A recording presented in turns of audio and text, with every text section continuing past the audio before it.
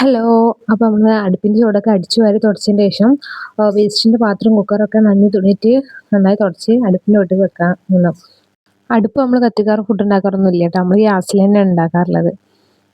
അപ്പോൾ വേസ്റ്റ് ഇടുന്ന പാത്രമൊക്കെ ആ തലക്കലേക്ക് വെച്ച് അതിപ്പോൾ ഉപയോഗിക്കാറില്ലല്ലോ. അപ്പോൾ പിന്നെ അതിന് മുകളിലേക്ക് കുക്കറും വെച്ച് കുക്കറും ഒരുപാട് സാധനങ്ങളൊക്കെ ഉണ്ടാക്കാനുണ്ടാകുമ്പോഴേ നമ്മൾ കുക്കർ വെക്കാറുള്ളൂ. പിന്നെ വലിയ ചട്ടിയുമാണ് നീക്കിച്ച് അതിലും ഒരുപാട് ഉണ്ടാക്കുമ്പോൾ നമ്മൾ ആ ചട്ടി ഉണ്ടാക്കുള്ളൂ. അധികം വെള്ളിയാഴ്ചകളിൽ പിന്നെ പെരുന്നാൾ അങ്ങനെയൊക്കെ ഉണ്ടാകുമ്പോഴാണ് നമ്മൾ എടുക്കാറുള്ളത് ബീഫൊക്കെ ഉണ്ടാക്കാൻ. പിന്നെ ആ ബോട്ടിൽ കൊണ്ട് വെച്ച് ആ ബോട്ടിൽ പറഞ്ഞൊരു കുറച്ച് ദിവസമായി. അപ്പോൾ എന്ത് ചെയ്യണമെന്നൊരു ഐഡിയ ഇല്ല. ഒരു മണി പ്ലാന്റ് ഇട്ടേച്ച് ഞാൻ വെള്ളം നിറച്ചിട്ട്. ഇപ്പോൾ പിന്നെ അതിലൊന്നും ഇല്ലാത്തതുകൊണ്ട് ഞാൻ അങ്ങനെ നീക്കി വെച്ച്. പിന്നെ പുട്ടും തൂക്ക് കുറ്റി ചിരവൊക്കെ തലക്കൊക്കെ നീക്കി വെച്ച് അത് എപ്പോഴും എടുക്കാറുള്ളതാണല്ലോ.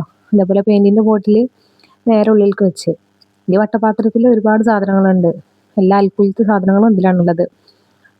മടാള് ചുറ്റിക എല്ലാം ഇതിലാണുള്ളത്. ആ സഞ്ചിയിലുള്ളതൊക്കെ നിൽക്കാൻ്റെ പണി സാധനങ്ങളാണ്. അതൊന്നും ഞാൻ അങ്ങനെ എടുക്കാറില്ല. അതിന് എന്തെങ്കിലും മിസ്സായാൽ നമ്മളെ പറയും.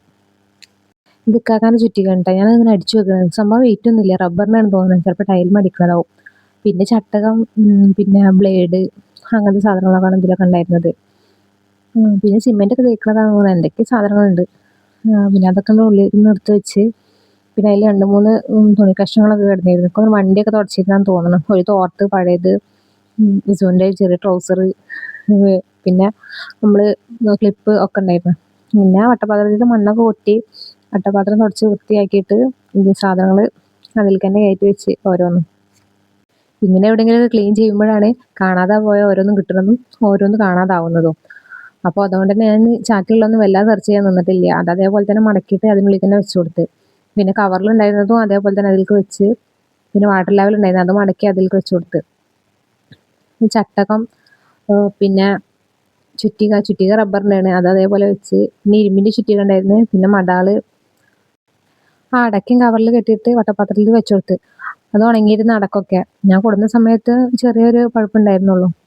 പിന്നെ അത് എടുക്കാതെ അപ്പോൾ കവറിലിരുന്ന് ഉണങ്ങിയേക്കണം. അത് വട്ടപാത്രത്തിൽ വെച്ചിട്ട് വട്ടപാത്രമാണ് നീക്കി വെച്ച്. പിന്നെ വട്ടപാത്രത്തിൽ നിന്ന് പിന്നെ മടാളാണ് എടുക്കൽ. ഇടയ്ക്ക് തേങ്ങ പൊട്ടിക്കാനും പിന്നെ വേറെ എന്തെങ്കിലും ആവശ്യത്തിനൊക്കെ. പിന്നെ ചട്ടിയും നീക്കി വെച്ച്.